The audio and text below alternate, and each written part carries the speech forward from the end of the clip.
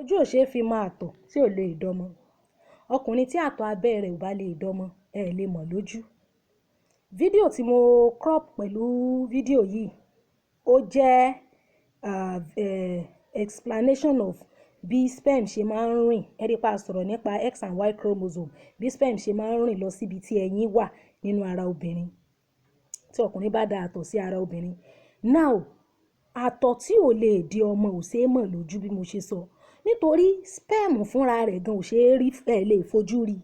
Sperm is invisible with the naked eye. Àfi tẹ́ ẹ bá lo microscope. Àwọn kiní tó dàbí lẹ́gbẹ̀lẹ́gbẹ̀ tó dàbí aláǹgbá tó ń swim lọ sókè yẹn, àwọn ni sperm cells, millions ni wọ́n. Whitish discharge àti ejaculation yẹn, semen yẹn, semen. Inú rẹ̀ ni sperm wà, o sì lè rí sperm. Ṣé sperm tó ò fojú rí bó ló ṣe wá fẹ́ mọ̀ bóyá ó count àbí kò count? You cannot know. Àwọn doctors, àwọn medical doctors nìkan náà lè ascertain bóyá sperm count àbí ò count. Àwọn náà dẹ̀ máa take sample ni.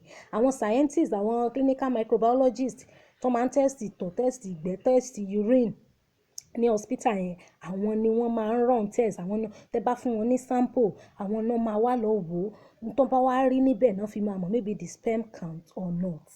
Ṣóyé wa? So gbogbo sperm yẹn ó wá ti wá watery. You don't know whether it's what, you cannot say a sperm is watery. Then ọ̀pọ̀lọpọ̀ yín pre-cum lẹ máa ń rí tẹ́ rò pé ẹ rí semen. Pre-cum ó yàtọ̀ sí cum. Pre-cum is just omi tó máa ń wá before the real ejaculation. Ṣé wá rí pre-cum yẹn sìn? Kò kí ń sábà àfi bóyá tí remnant of sperm bá mix mọ́ bẹ́ẹ̀ omi ní. It's just to prepare. For example, èèyàn tó bá ṣe ready láti bímọ, omira kọ́kọ́ máa wá. Tómira yẹn bá ti dé is a proof pé ọmọ ò ní pẹ́ dé. Ṣóyé wa? Pre-cum yẹn ló dàbí omi tó kàn máa just to lubricate the genital before the real cum. Ṣóyé wa? So ó possible kí ẹ̀yin tẹ́ ń complain pé àtọ̀ èèyàn kan watery nǹkan kan yẹn. Ó possible kí ó jẹ́ pé pre-cum lẹ́yìn ń rí tẹ́yìn rò pé semen ni. Ṣóyé wa? So ẹ lè mọ̀ àfi tí ẹ bá lọ sí hospital. That's why mo fi máa ń sọ pé ẹ máa ṣe check up. Ẹ máa ṣe check up. I understand situation of the country. Ṣùgbọ́n nísìnyí tá a ti níjọba tuntun sìn, Ọlọ́run á jẹ́ kán bá wa wo health sector wa. Káwa náà ní àwọn ibi tẹ́ pé èyàn bẹ́ẹ̀ yóò ti ẹ̀ sanwó, at least ó máa wà subsidized so that you can do the check up of your ara. Ṣóyé wa? Because ẹlòmíì wá wò pé owó kékeré tó ń rí jẹ́ kó ń fi jẹun. Aṣẹ lọ tó ń ṣe check up.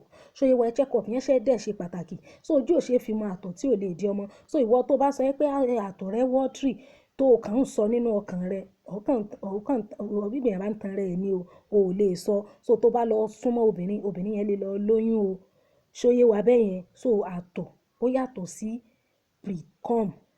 Now fídíò tí mo crop yìí, a rí wípé fídíò yìí ó kàn show movement of sperm cell lọ síbi tí egg bí fallopian tube níbi tí egg wà fún fertilization, just like what we explained. So each of them bá ṣe ń rí wọn yẹn, each wọn bọ́n ṣe wà yẹn on ni active sperm cell. Millions dì ní ọkùnrin máa ń release during ejaculation. Bẹ́ẹ̀ yọ kan ṣoṣo tó bá kọ́ dọ́dọ̀ ẹyin, òun ló máa fertilize ẹ̀. Then each of them ní X and Y. Wọ́n mix equal amount ni.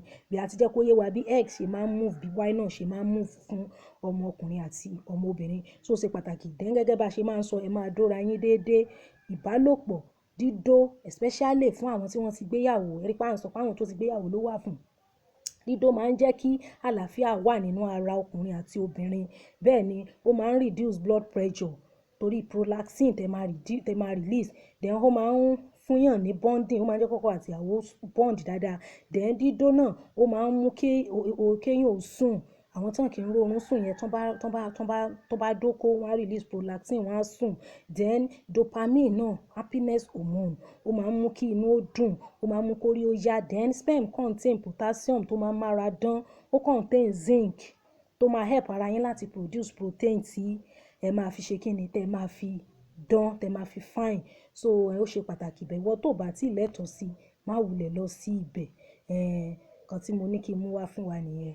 Thank you so much.